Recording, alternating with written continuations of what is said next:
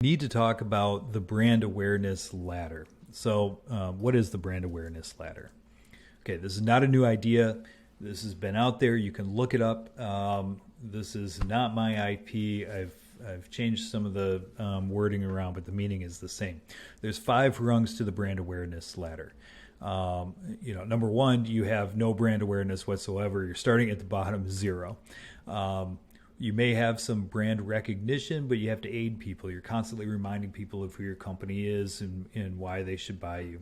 Third one up is brand recollection, where people can readily recall your brand, or they can bring it up in their mind and usually unaided.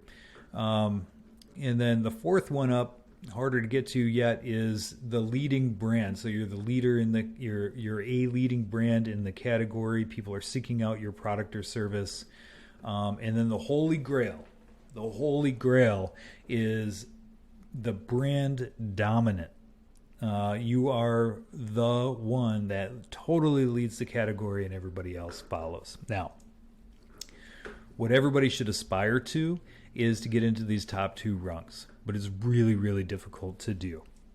Most companies, most products, most services end up here in some level of brand recognition. They got some sales, they have some marketing, but they don't really have a brand strategy.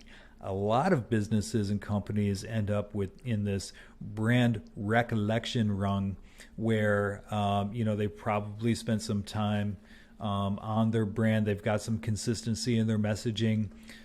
It's out there and people can readily recall. But aside from that, they hit a wall and they can't break through to those upper 2 rungs. Why is that? Well, it indicates that the core brand was developed out of sequence.